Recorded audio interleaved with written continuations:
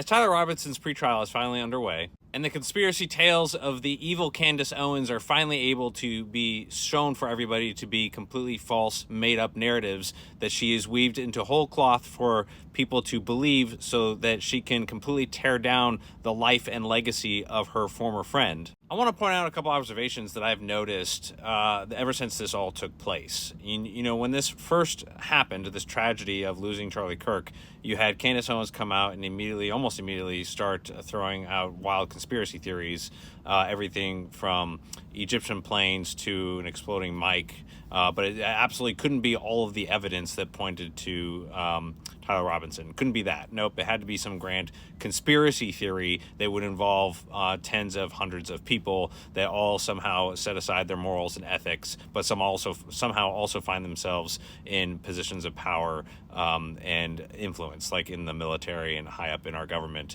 But somehow, miracle-wise, they've all found each other to conduct a grand conspiracy to, off Charlie Kirk, to include his wife and his best friends. Maybe his kids were in on it too. I don't know, because that's exactly the frame of mind these people that believe this stuff find themselves in. And I realize the reason why they find themselves in this frame of mind is because none of them have suffered any tragedy. They get to sit on the sidelines like armchair quarterbacks, never actually doing the thing, never actually experiencing the event that they're criticizing, and then acting as if everything that is unfolded couldn't be reality, that everything Candace Owens has framed it in is the reality in which they should believe it in. And they should really just be ashamed of themselves, because they're making commentary on something that they've never experienced. I guarantee none of these people have experienced the loss of a father, of a mother, of a spouse, of a child. They've never had to endure the loss of somebody so close to them to where it affects their entire world.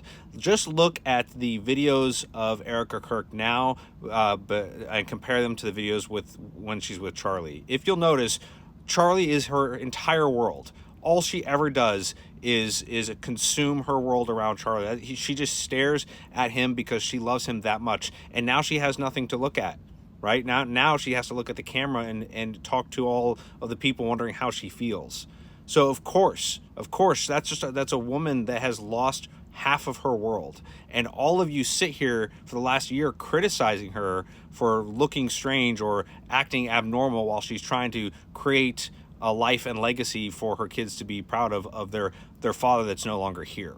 And so every single person that has sided with Candace Owens and her cult narrative should really be ashamed of yourselves.